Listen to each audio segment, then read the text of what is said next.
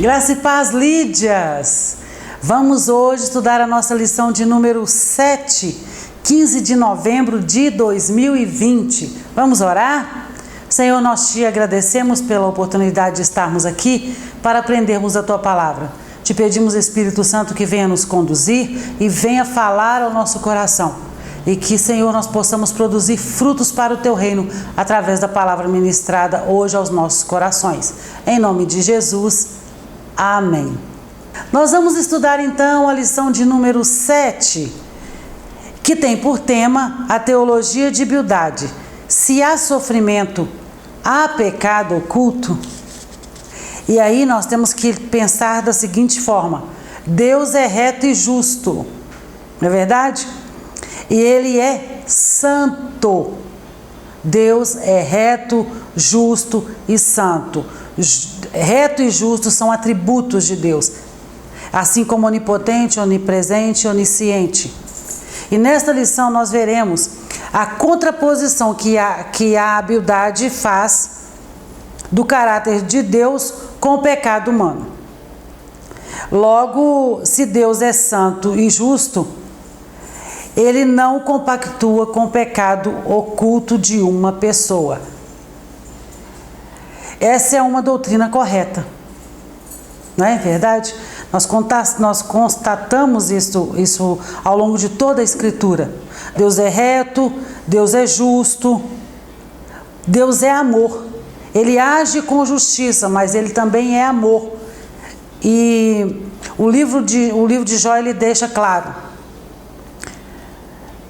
que essa aplicação do problema de Jó, que Jó tinha um pecado de estimação, Jó tinha um pecado oculto, Jó estava escondendo alguma coisa, o livro deixa claro que não era assim.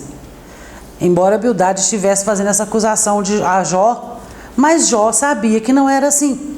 E nós, quando lemos o livro, já no início, no primeiro capítulo, nós vemos Deus dando testemunho da integridade de Jó, da retidão com que Jó servia ao Senhor e a maneira como Jó se desviava do mal. E o problema de Jó não era o pecado oculto. Embora seu amigo Bildade acusasse, ele estava certo que não havia. Jó estava certo que ele não tinha nada para esconder. Então esse diálogo de Jó com Bildade deve nos levar à seguinte reflexão: os problemas que se abatem na vida dos servos de Deus quase sempre não podem ser explicados de uma forma assim simples. Pecou, está acontecendo isso, não pecou, acontece aquilo. Não é simples assim. O que acontece na nossa vida como servos de Deus não podem ser explicado de maneira simples, de alguém colocando este ou aquele, esse botão ou esse botão. Não é assim na nossa vida cristã. Então, este é o título da nossa lição: se há sofrimento, há pecado oculto? E o nosso textuário em Jó capítulo 4, versículos 7 e 8 diz assim: se os teus filhos pecaram contra ele, também ele os lançou na mão de sua transgressão. Já é outro prejulgamento que Bildade está fazendo. Porque Jó, ele intercedia pelos filhos. Ele oferecia sacrifício pela vida dos filhos, mas Bildade já está fazendo outro julgamento a respeito disso. E aí de maneira a ferir Jó mesmo. Porque Jó sabia que ele sempre oferecia. E se eles pecarem, eu já estou oferecendo esse sacrifício ao Senhor.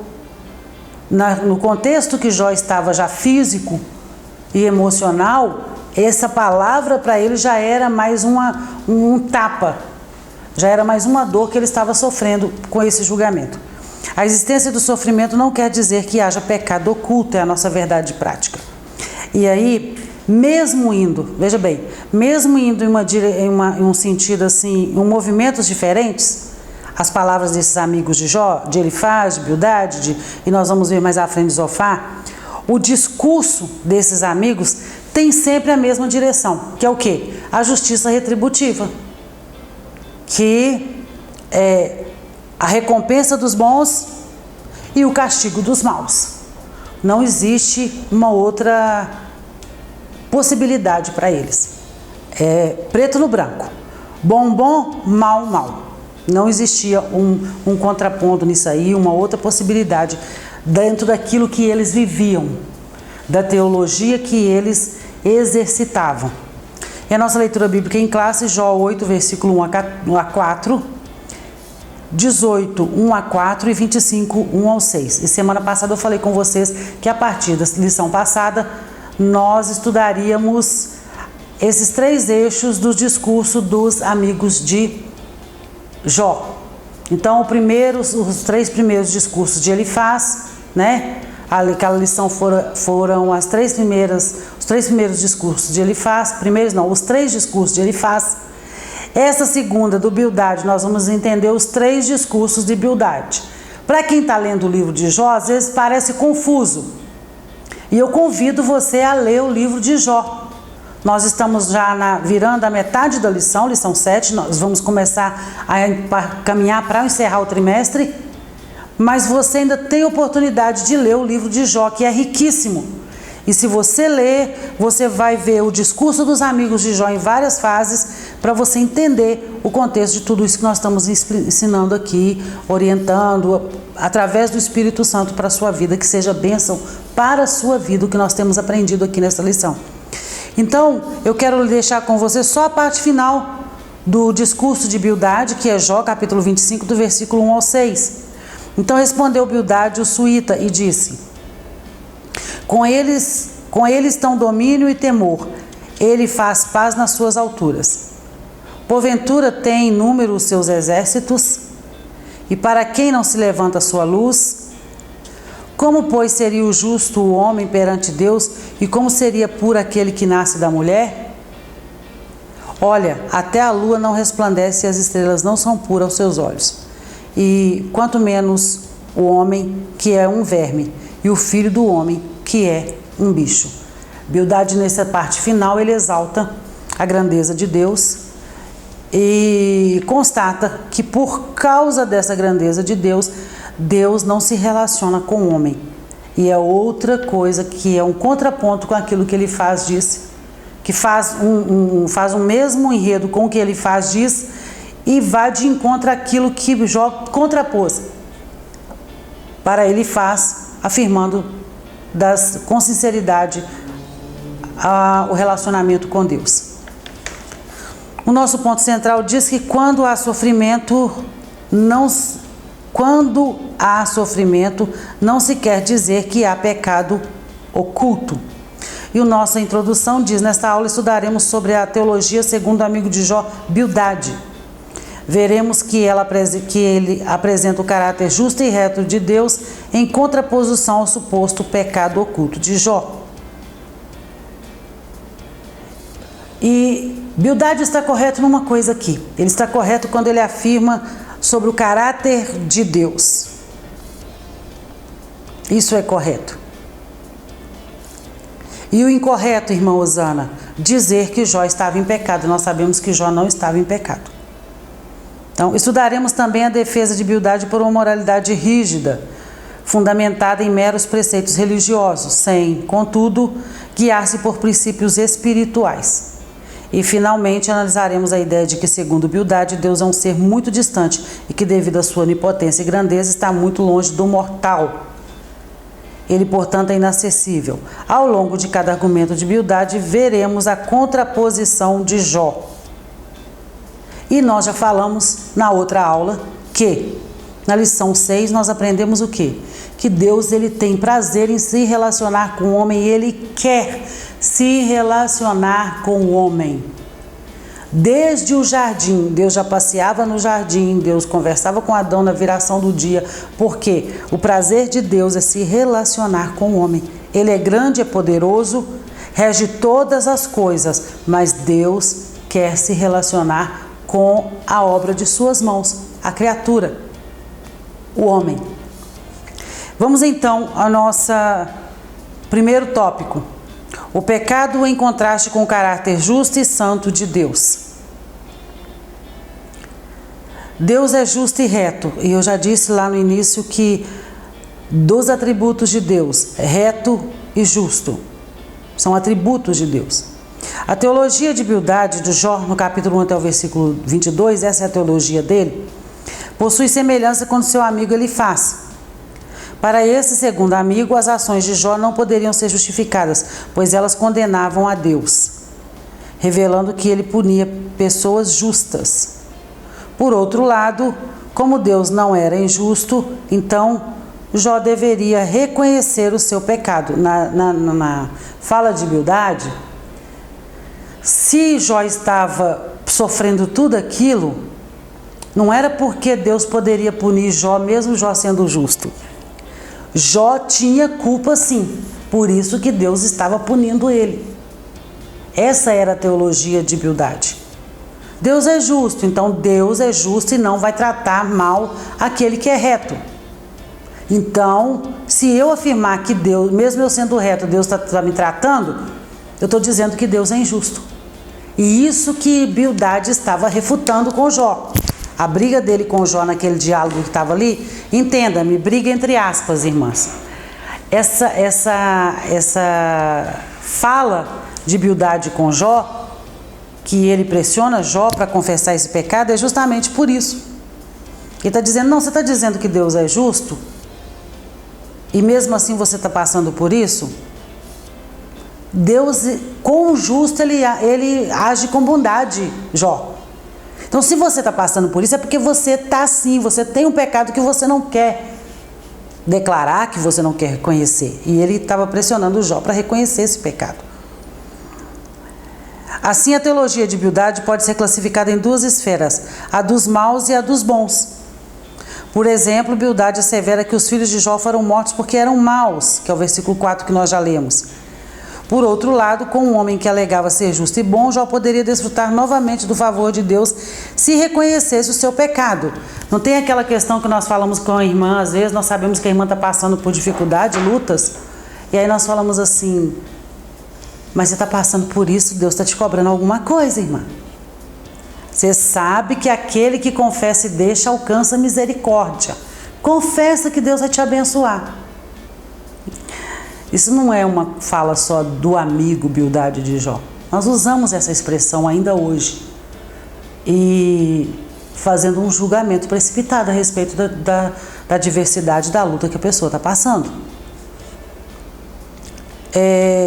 Uma compreensão limitada da natureza de Deus é o nosso segundo subtópico. Bildade traz consigo uma compreensão incompleta e limitada da natureza de Deus, o que faz com que ele pense que o sofrimento de Jó seja a consequência de um pecado oculto. E aí, na semana passada, nós lemos um versículo, João, capítulo 9, versículo 2 e 3, que eu já havia citado, inclusive na aula 5, que as pessoas chegam até Jesus quando ele cura aquele cego e fala, quem foi que pecou, Senhor? E Jesus olha para eles e fala assim, ninguém pecou, nem pai, nem mãe, nem avô, nem tataravô. Não houve pecado para que ele nascesse assim. Ele nasceu assim para a glória de Deus. E todos ficam olhando, esperando que houvesse uma acusação para o fato daquele jovem ter nascido cego. E não havia uma explicação de que condenatória sobre a vida do rapaz. Havia só um milagre que ia ser operado naquele momento através de Jesus para que o nome de Deus fosse glorificado. E esta é uma questão que nós precisamos entender também. A prova que nós estamos passando é porque o nome do Senhor vai ser glorificado através da nossa vida. Tem coisa que você tem estrutura para passar que um outro irmão não tem. Mas você está passando não é porque você tem um pecado horroroso, oculto, um pecado de estimação que você está guardando, não. Você está passando para que o nome do Senhor seja glorificado. Nós temos que ver sobre esse prisma também. E muito cuidado ao ficar julgando a vida do irmão, dizendo que o irmão está passando prova porque está em pecado. Vamos continuando? Assim, outra compreensão é evidente. Jó deve demonstrar que é realmente bom e que merece o favor de Deus. E nós já entendemos que não é por merecimento nosso o favor de Deus. Jeremias escreveu em Lamentações 3, as misericórdias do Senhor se renovam a cada manhã.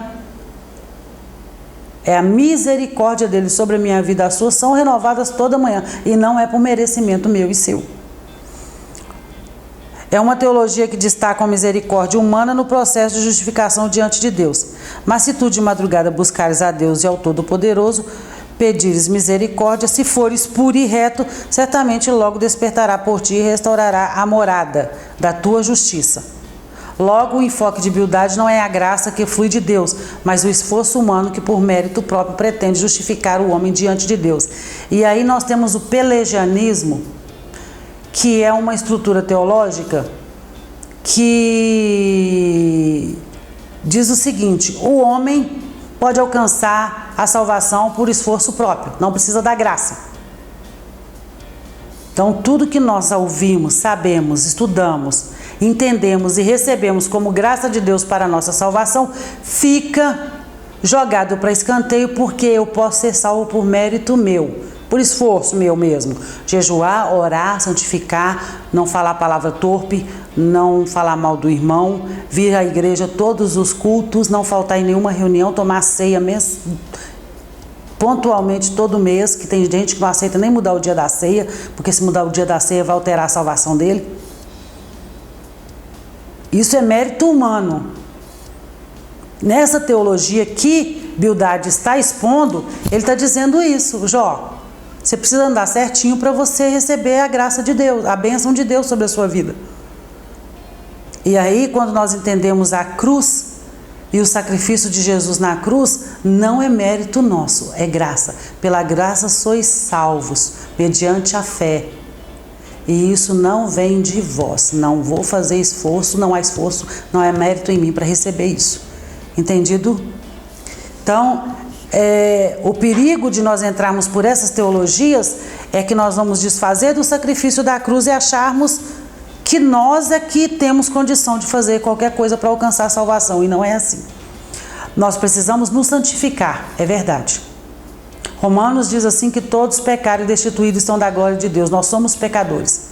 A diferença entre nós, quando nós não tínhamos a Cristo, e nós pecadores, depois que nós temos a Cristo, é que nós não amamos mais a prática do pecado. Nós pecamos, nós nos arrependemos, nós deixamos a prática do pecado e vamos nos santificando dia a dia para entrarmos no céu, até sermos levados para a glória com o Senhor. Agora, quando eu não tenho a Cristo, o que é que eu faço? Eu peco, gosto do pecado, fico na prática do pecado e acho que aquilo não tem nada a ver. E aí, essa é a diferença. Todos pecaram e destituídos estão da glória de Deus, mas aqueles que estão em Cristo, eles abominam o pecado, eles deixam a prática do pecado. A imperfeição humana, terceiro subtópico. Diante da defesa teológica feita por Bildade, Jó pergunta: como se justificaria o homem para com Deus? Jó capítulo 9, versículo 2. Ora, Deus é infinitamente sábio e justo. Jó está consciente de que nenhuma perfeição humana o habilitará a aproximar-se de Deus. Olha, numa época totalmente diferente do que nós vivemos, numa situação totalmente fora daquilo que nós estamos vivendo e aprendendo, Jó já entendia, porque ele era íntegro, reto, desviava-se do mal, tinha intimidade com Deus, falava sinceramente, se derramava sinceramente diante do Senhor. Jó tinha consciência que nenhuma perfeição humana poderia habilitar ele. E nós temos que tomar cuidado, porque às vezes nós entramos num caminho de tanta santificação, de tanta religiosidade, que nós nos colocamos no lugar de Deus, para nos salvar, para nos justificarmos e para condenar o outro também.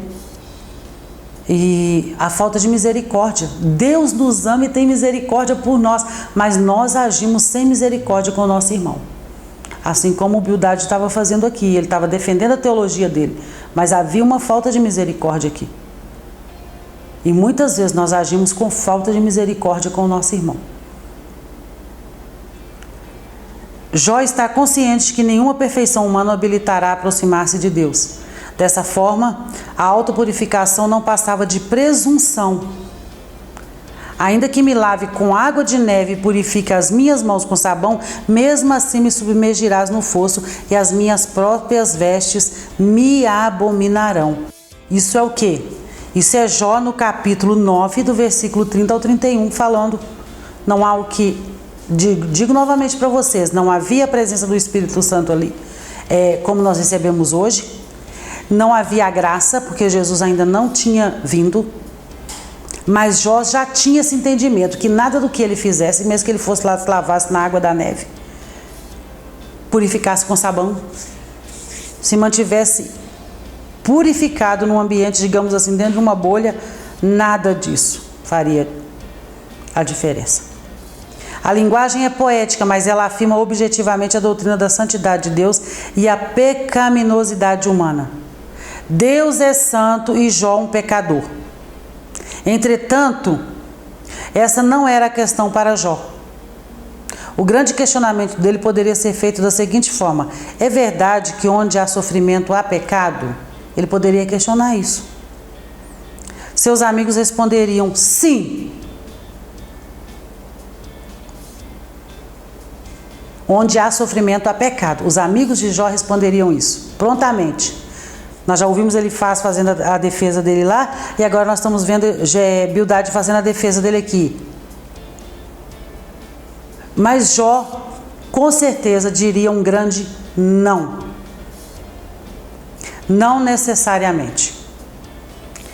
Então, quando nós lemos Isaías 64, versículo 6, eu quero ler com vocês rapidinho aqui. Abra sua Bíblia, por favor, no livro de Isaías 64, versículo 6. Todos nós somos como o imundo, e todas as nossas justiças são como trapo de imundícia. Quando Jó fala sobre esse lavar, nós, ao lermos o livro de Isaías, nós entendemos isso. Nós somos imundos, e toda a nossa justiça é como um prato, um pano. São como trapos cheios de imundícia. Trapos de imundícia, trapos sujos de sangue. E ainda que Bildade afirmasse para ele que sim, que esse tratamento era porque ele tinha pecado, Jó diria não, não é. Não é necessariamente porque eu estou em pecado, porque eu não estou em pecado. E os princípios da palavra de Deus são imutáveis, irmãos. E nós precisamos meditar na palavra, entender a palavra. Porque quanto mais nós nos apropriamos da palavra, dos princípios que estão na palavra, mais nós teremos chance de caminhar com o Senhor, entender o Evangelho de Jesus e praticar aquilo que Ele pediu e ordenou que nós praticássemos, que é o amor. Não é? Então a síntese desse tópico 1 é: Deus é justo e reto e o ser humano é imperfeito. Nosso segundo tópico, o pecado visto como quebra de moralidade tradicional. E o primeiro subtópico diz moralismo por tradição. Bildade, e aí essa referência é de Jó do capítulo 18, versículo 1 ao 21, também está comprometido na defesa da moralidade que ele acredita ser a correta. Para ele não havia nada errado quando fez a defesa da justiça divina. Da mesma forma que acreditou estar correto quando defender a moralidade dos seus dias. Todavia, não podemos falar de uma ética ou teologia moral de Bildade, mas simplesmente de um moralismo fundamentado na tradição. E semana passada nós falamos sobre religiosidade, o perigo da religiosidade. Você está preso apenas aos ritos. Quando Jesus confronta o fariseu na praça, ele diz para ele assim: você é como um sepulcro caiado. O que é um sepulcro caiado? É aquelas moradas aqueles monumentos que eles fazem nos cemitérios, não é? Tem uns lindos. É cada casinha mais bonitinha do que a outra, que você chega no cemitério e você vê aquelas coisas, onde tem, né? Porque tem alguns que não tem, aqueles mausoléus. E parece tudo muito lindo, flores frescas. Mas se você abrir o mausoléu, a tumba, a casinha, você passa mal com o mau cheiro que vem lá de dentro. O perigo da religiosidade é nós estarmos muito perfeitos por fora, cumpridores de todos os ritos. Nada sai fora do foco, mas por dentro é só podridão. porque nós não temos poder de ler a mente do outro. Quem sonda os corações é somente Deus. Então Deus diz para o fariseu assim: você é um sepulcro caiado, porque o Deus que sonda os corações sabia quem era aquele homem. E quando Bildade está nessa defesa, ele está defendendo fundamentado apenas na tradição, naquilo que eles acreditavam, naquilo que era a prática da regra ajustada ali, que se saísse fora daquilo, não tinha perdão. E tem muitos de nós que jogamos para fora da igreja, para fora do Evangelho de Jesus, pessoas, porque nós somos perfeitos demais, nós não podemos aceitar que aquele imperfeito sente conosco no banco do lado. Não vou nem dar a paz do Senhor, porque não merece a paz do Senhor. Como assim? Quem sou eu e quem é você para dizer quem merece e quem não merece a paz do Senhor? Então nós temos que tomar cuidado com as tradições, com a religiosidade. Se não estiver dentro do meu padrão de conduta, não serve para conviver comigo. Você já parou para pensar que Deus pode usar a sua vida para ajudar aquele irmão a ser restaurado, a entender o que é o Evangelho de Jesus? Porque quando você derrama amor, você alcança as pessoas. Se você sair do seu mundo rígido, bonitinho, perfeito, e começar a olhar com um olhar de amor para o próximo, você pode alcançar esse próximo? Pense sobre isso. Nosso segundo subtópico, a subversão da ordem moral. Na verdade, Bildade simplesmente repete o que já vem sendo defendido por gerações passadas. Todavia, acrescentando alguns contornos aos seus pressupostos teológicos. Para ele, as desgraças sofridas por Jó ocorreram por causa da quebra da moralidade estabelecida.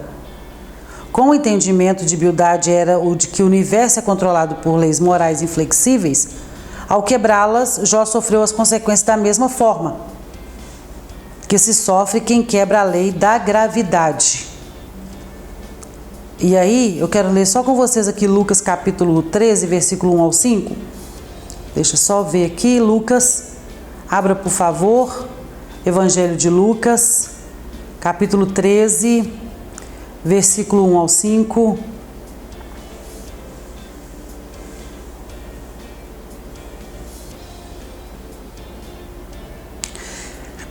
Vocês lembram na estudo da carta de Efésios, de Paulo aos Efésios, quando nós falamos do plano da salvação, que os judeus já davam como certa a salvação deles e o restante da humanidade estava perdida. Mas o plano da salvação de Jesus sempre incluiu os gentios. Sempre incluiu os gentios. Então Jesus aqui no capítulo 13, veja como que Jesus argumenta. Naquela mesma ocasião estavam ali algumas pessoas que falaram para Jesus a respeito dos galileus, cujo sangue Pilatos havia misturado com o sacrifício que os mesmos realizavam. Então Jesus lhes diz: vocês pensam que esses galileus eram mais pecadores do que todos os outros galileus por terem padecido essas coisas? Veja bem, de onde estava Jó conversando com Bildade e onde já estava Jesus sendo questionado das mesmas coisas. E ele está afirmando: vocês acham que esses galileus aqui que estão passando por isso, estão passando porque tem mais pecado do que os outros? Aí no versículo 5, para nós fecharmos rapidinho, aí se você ler o texto em casa, digo a vocês que não eram, mas se não se arrependerem, todos vocês também perecerão. Nós colocamos no outro o jugo, mas nós não paramos para pensar que nós também podemos perecer. Ninguém tem mais pecado do que o outro, todos nós pecamos. E aí o grande perigo é de nós acharmos que nós estamos acima dos outros, que nós somos mais santos do que todo mundo. Nesse aspecto, praticar a justiça é se ajustar à dinâmica dessas leis morais. Bildade acreditava que de nada adiantava Jó achar que os maus prosperavam, pois isso era apenas ilusão. No seu entendimento, a prosperidade dos maus assemelhava-se às raízes de uma árvore que foram cortadas, cujos ramos, embora mantenham a aparência de verdor, por algum tempo, todavia, necessariamente murcharão. E aí eu já falei com você sobre o Salmo de Asaf, nessa questão do justo que prospera, do ímpio que se dá bem, mas eu que sirvo o Senhor estou vivendo em dificuldade. Asaf, Salmo 73, se você puder leia, ele começa o Salmo 73 questionando, falando: que isso? eu sou servo do Senhor, eu temo ao Senhor, e como assim o ímpio passa e zomba de mim, eu não tenho tudo que eu preciso? E aí ele vai passando o Salmo 73 fazendo essas conclusões. Mas lá no final do Salmo 73, Asaf reflete e fala assim: eu vi o fim do ímpio, eu vi o fim de todas as coisas. Então, você julgar, você pensar assim: não vou servir a Deus mais não, porque o ímpio não teme a Deus, não anda em retidão, faz tudo o que quer na vida e tem de tudo. E eu que sirvo ao Senhor, estou aqui passando a maior dificuldade, não tem nenhum emprego. Cuidado. Se nós colocarmos toda a nossa esperança só naquilo que nossos olhos veem e que nós podemos tocar, se esperarmos só deste século, só desta vida, a palavra diz que nós somos miseráveis. Ao não reconhecer isso, Jó estaria tentando subverter a ordem moral aceita. É como finalizamos esse subtópico. Terceiro subtópico, contemplando a cruz. O capítulo 19 é dedicado à defesa de Jó. É inegável que Jó sabia que Deus atua em um universo moral e que tudo que acontece está sob o seu controle. O homem de Uza estava convicto de que não havia quebrado nenhuma lei moral, sendo, portanto, inocente, e que o seu sofrimento não teria razão aparente. É a sua intimidade com o Senhor, não é? É como você se move com o Senhor. Eu tenho dito sempre nessas aulas nossas, irmãs, irmãos, tenham comunhão, intimidade com o Senhor. Conheçam ao Senhor. Jó estava sendo acusado, mas ele conhecia o Senhor. Ele temia, ele era íntegro, reto, conhecia o Senhor. Ele sabia que ele não havia cometido nada, ele não havia feito uma quebra moral, como a Bildade estava acusando ele. Tudo aquilo que estavam julgando e condenando Jó, ele sabia que ele não tinha feito. E se ele não havia quebrado essas leis, ele era um inocente. Diante das acusações dos amigos, ele está disposto a abandonar toda tentativa de se auto-justificar. No Jó 19, 21 e 24, ele chega a esse pensamento. Ele quer abandonar toda instância humana e apelar para um mediador que defenderá a sua causa. Ele não quer mais se defender. Ao invés disso, apela para alguém totalmente justo que vai ficar entre ele e Deus. E olha que revelação linda que Jó tem nesse capítulo 19. Jó, mesmo sem saber de todo o plano de Deus para a salvação da humanidade, não ter conhecimento disso, Jó para de se auto-justificar, de ficar: eu não fiz isso, mas eu não tenho pecado, mas eu fazia 3 orações, porque às vezes nós queremos nos justificar diante de Deus, esquecendo que Deus nos conhece. Muito antes de nós nascermos, lá na eternidade, Ele já nos chamava pelo nome, e quando nós éramos uma massa informe, Ele já sabia de tudo, e nossos dias estão todos escritos diante dEle. Nós não precisamos ficar nos justificando. E Jó entende isso. Jó fala: peraí, não preciso ficar me justificando. Eu preciso de alguém que interceda por mim, que seja um mediador entre eu e Deus. E no versículo 25, eu quero até ler com vocês, Jó capítulo 19, versículo 25, porque nós citamos muito esse versículo. Jó já estava apontando para aquilo que seria a nossa redenção, que nós entenderíamos, hoje nós entendemos que é a nossa redenção. E aí no capítulo 19, versículo 25, olha só como Jó se expressa: porque eu sei que o meu Redentor vive e por fim se levantará sobre a terra. Quem é esse Redentor que Jó já estava dizendo que estava vivo e que se levantaria sobre a terra? Jesus, o mediador entre o homem e Deus. Então, diante das acusações dos amigos, ele está disposto a abandonar toda tentativa de auto-justificar.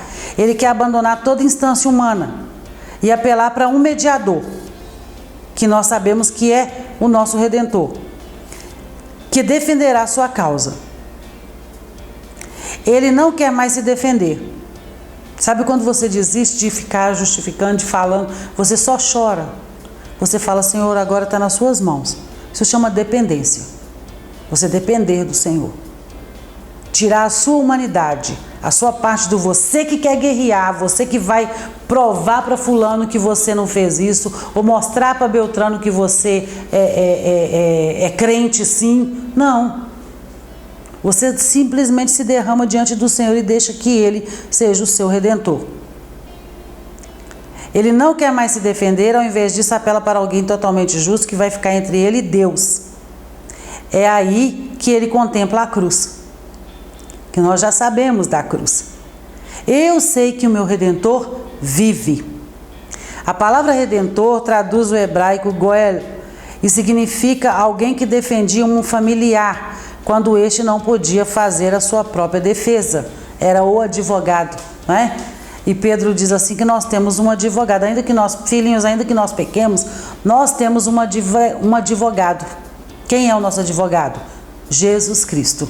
Ele é o nosso advogado. Os primeiros líderes da igreja entendiam que Jó predisse a ressurreição que será efetuada por Cristo no final dos tempos, e da qual ele participará. O patriarca queria a intercessão desse justo, imparcial e eficiente mediador, que nós lemos em 1 Timóteo capítulo 2. Abra, por favor, 1 Timóteo capítulo 2. Eu sempre estou trazendo essas leituras para vocês criarem uma intimidade, né, com a palavra. 1 Timóteo capítulo 2, versículo 5 diz assim: porque há um só Deus e um só mediador entre Deus e a humanidade, Cristo Jesus, homem, que deu a si mesmo em resgate por todos nós. Testemunho que se deve dar em tempos oportunos. Quem é o nosso mediador? Entre Deus e eu. Quem fala por mim? Jesus. E aí é a grande oportunidade, quando Timóteo diz assim, que um testemunho que devemos dar, é a oportunidade de quando alguém chega dizendo para você, chama para fulano, pede para não sei quem, faça uma oração para fulano, faz essa simpatia. Tem muito crente aí que ao invés de clamar para o Senhor, faz simpatia, né? Coloca não sei quantas folhas de arruda dentro do copo d'água, vira uma colher para cima, porque aquela colher naquela posição vai resolver o problema. Para ouvir uns influencers que tem por aí no YouTube, nas redes sociais. Se você fizer isso, a partir do 5º dia sua vida mudará. E vamos tomar cuidado que tem algumas igrejas na prática também, das simpatias. E Timóteo diz que há só um mediador, de quem nós devemos dar testemunho, Jesus Cristo, que morreu na cruz por mim e por você.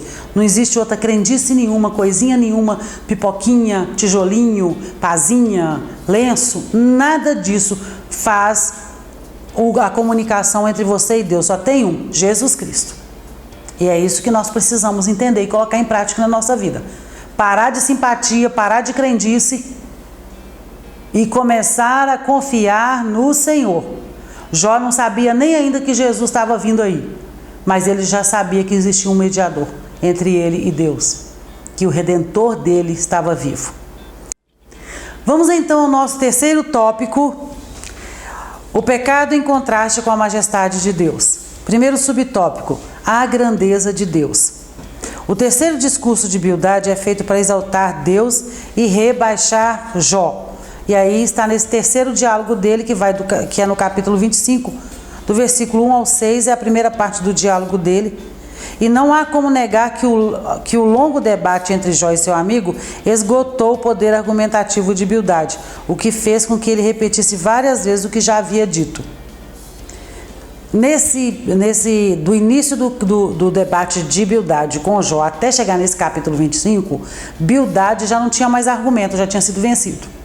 Mas mesmo assim ele continua repetindo tudo aquilo que ele já tinha falado com Jó. Tipo, vou fixar na cabeça de Jó o que ele estou falando com ele. Eu acho que ele não entendeu o que eu estou dizendo para ele. E a respeito da grandeza e da majestade de Deus, o discurso de Bildade é muito parecido com o de Elifaz. de que Deus é tão grande, tão poderoso, Ele é onipotente, onipresente, onisciente, e Ele não vai ter tempo para poder olhar para você, Jó. Esse era o discurso deles. E, na verdade, o seu último discurso não traz nada de novo. Quando nós começamos a ler esse capítulo 25, não traz nada de relevante, que seja, nossa, que novidade. Não tem isso. No capítulo 25, ele destaca a onipotência divina. Deus é grande e poderoso. Por isso nada há de errado quando Bildade defende a majestade do Altíssimo. Ele estava errado nisso? Não. Corretíssimo. Ele estava defendendo aquilo que é real, que não há como dizer que não é verdade. Deus é poderoso. E nós lemos no capítulo 36 de Jó,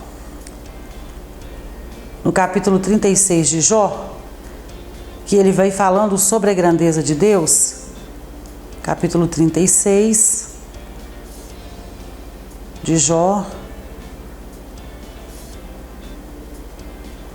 que aí já é um outro amigo que vai aparecer, tá, irmãos? Eliú, nós vamos chegar nele lá. E aí no versículo 5, esse amigo Eliú que vai aparecer lá na frente, ele diz assim, capítulo 36, versículo 5: Eis que Deus é grande e não despreza ninguém. Ele é grande na força da sua compreensão. Eis que Deus é grande. É outro testemunho dizendo que Deus é grande. Então Bildade não estava errado nesta convicção dele, neste argumento dele, de que Deus é realmente grande. Todavia, como alguns autores destacam, Bildade acaba por criar um abismo que não existe entre a criatura e o Criador. Quando eu estava lendo sobre isso, dessa lição, essa parte que ele cria um abismo entre Deus e a criatura e o Criador, eu me peguei lembrando daqueles desenhos animados que nós vemos, quando o ser que precisa de um socorro vai procurar o Deus dele lá, digamos que fosse o Deus das árvores. E aí ele, tão minúsculo, tão insignificante, vai chegando diante daquela figura que é o Deus das árvores. E aquele ser é tão poderoso, tão estrondoso, que cospe fogo pela boca, que acaba com a raça de quem se aproxima. Muitas vezes nós somos levados a crer que o Deus que nós servimos, que é todo poderoso, é um Deus de ira, é um Deus que mata a qualquer custo, é um Deus sem misericórdia, que se você fez, ele já vai te exterminar, não vai nem pensar sobre por que você fez aquilo. E isso foi uma construção feita ao longo dos anos, por uma obra religiosa, por uma religiosidade. Por isso que eu digo para vocês, cuidado com a religiosidade. Diz de que Deus é tão poderoso que se você se aproximar dele, ele vai te matar na hora. Não vai ter misericórdia nenhuma de você. Essa estrutura do texto de Bildade, ele faz parecer que sim, que Deus é um ser todo poderoso e que tem um abismo enorme a partir de Deus para mim, que ele não vai se comunicar com a criatura. O Deus defendido por ele não é revelado na Bíblia, não é esse Deus que nós conhecemos. As ideias de Bildade se antecipam àquela defendida milênios depois pelo deísmo, no final do século XVIII. Segundo os deístas, Deus criou o mundo, mas ausentou-se dele. Então Deus foi lá, fez um parque de diversão para ele, que é o mundo, fez toda aquela estrutura de mundo e foi embora, deixou lá, para cada um se matar, o problema é seu, eu não tenho nada a ver com isso. E isso não é verdade. Essa estrutura é mentirosa. Deus, ele tem prazer em se relacionar com aquilo que ele criou, que é o homem, com a obra de suas mãos. Já no jardim, Deus se relacionava com Adão. Quando Adão peca, Deus vem ao jardim e fala onde você está. E aí Deus diz para Adão assim, olha, vocês, a partir de hoje, vocês não vão morar mais aqui. Mas Deus não chuta eles para fora do jeito que eles vieram ao mundo. Não, Deus se preocupa em matar um animal, derramar sangue, para cobrir a nudez de Adão e Eva. Quando Caim mata Abel, Deus vira para ele e fala, cadê o seu irmão? Deus ainda se relaciona com ele. E para que ninguém desse cabo da vida dele, Deus coloca uma marca nele, para que ninguém chegasse e matasse Caim.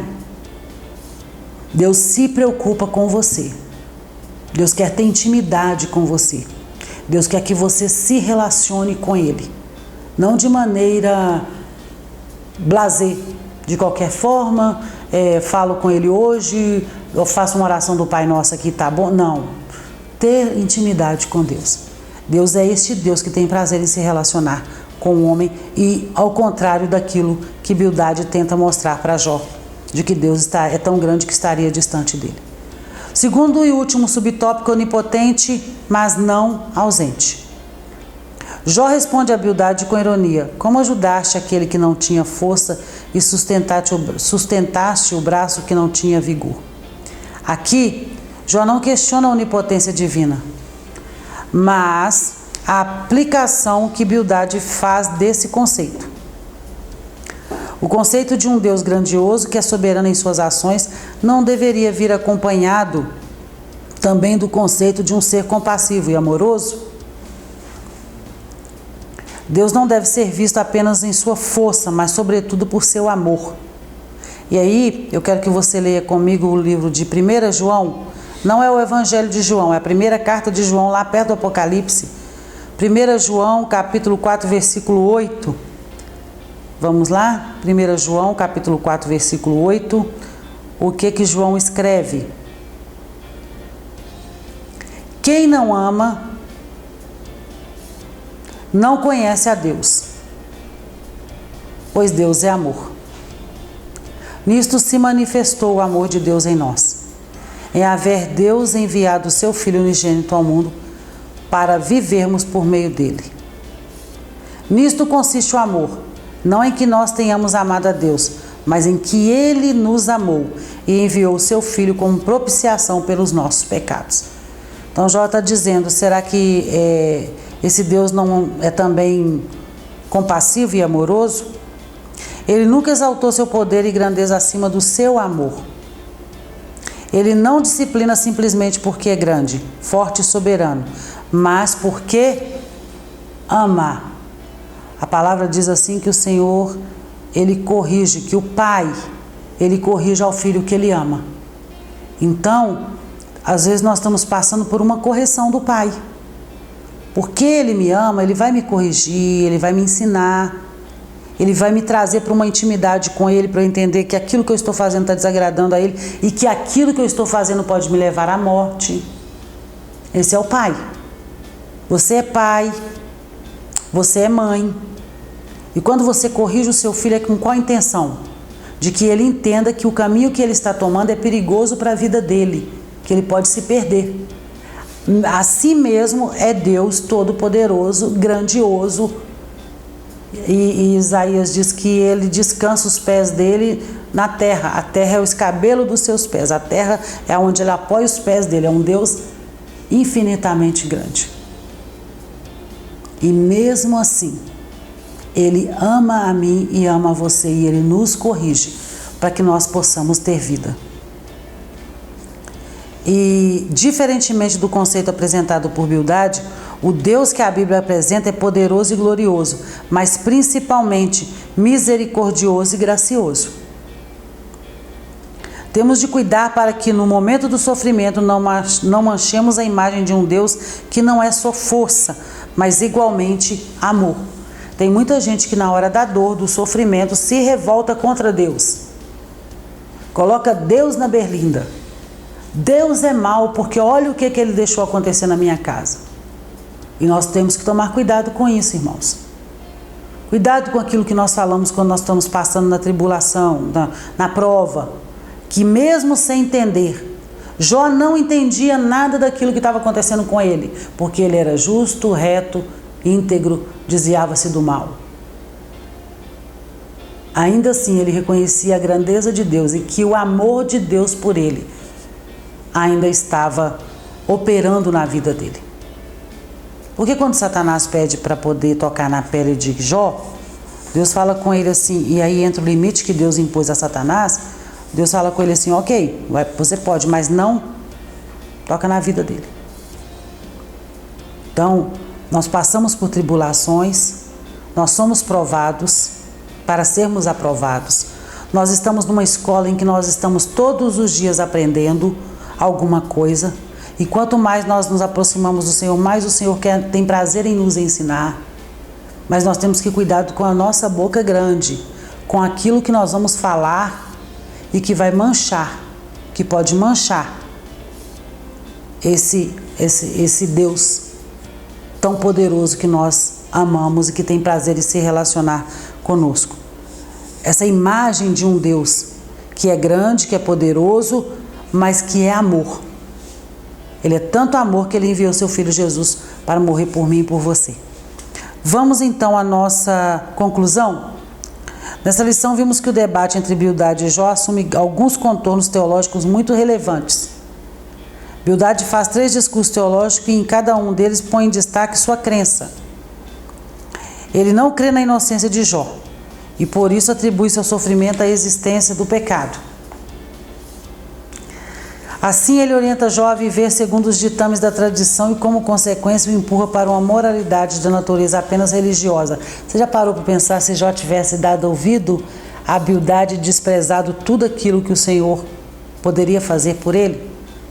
Porque nós temos o hábito disso, de ouvirmos o outro quando nós estamos passando por alguma situação e esquecemos de ouvir a Deus. Nós ouvimos o vizinho que é incrédulo, nós ouvimos uma pessoa que lida com o outro lado da espiritualidade, nós ouvimos um religioso, mas nós não paramos para ouvir Deus. E se Jó tivesse tomado esse caminho? Não, é verdade, Bildade, eu preciso fazer uma confissão aqui, nem sei de quê, porque vou pensar aqui o que eu estou fazendo. Mas Jó não teve essa atitude, porque ele sabia quem era o Redentor dele. E, por último, quando quer exaltar a grandeza de Deus a qualquer custo, acaba por criar um abismo intransponível entre o Criador e a criatura. Nós temos que cuidar com isso também. Essa é uma lição muito importante para nós. Entendermos que o amor de Deus nos alcançou, pararmos para ouvir Deus e entender o processo que nós estamos caminhando, onde que o Senhor quer nos levar a partir do momento que nós estamos passando por alguma coisa, por alguma situação. Entender que nas adversidades nós ainda podemos contar com a misericórdia do Senhor sobre as nossas vidas.